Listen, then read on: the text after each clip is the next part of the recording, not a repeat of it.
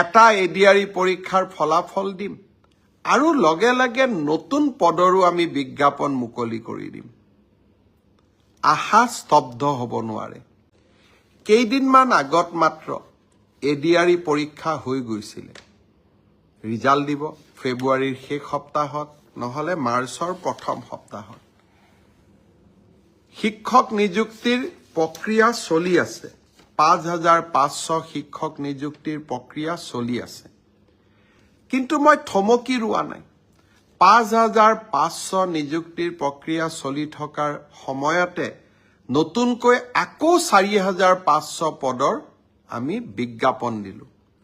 এটা এডিআৰই পৰীক্ষাৰ ফলাফল দিম আৰু লগে লগে নতুন পদৰো আমি বিজ্ঞাপন মুকলি কৰি দিম।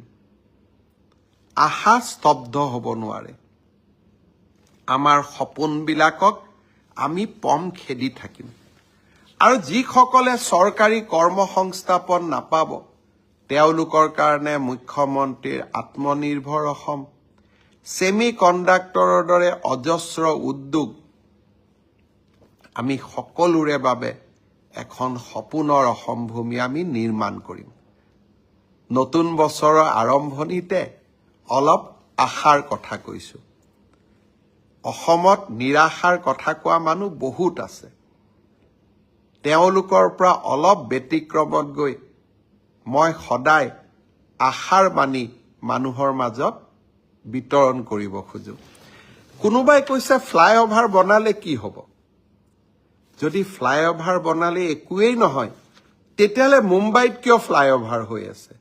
দিল্লীত কিয় ফ্লাইঅভাৰ হৈ আছে?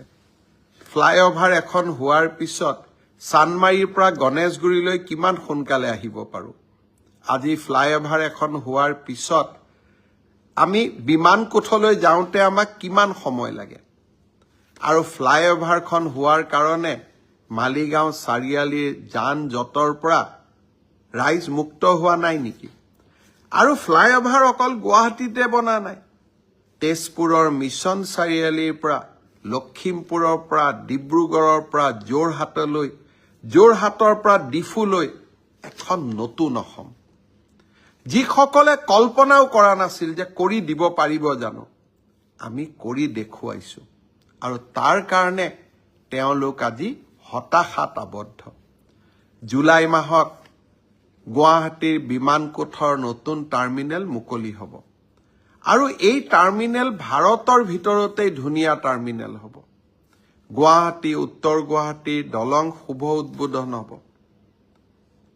আৰু তাৰ লগতেই মৰিগাঁও দৰঙৰ মাজত দলং হ'ব।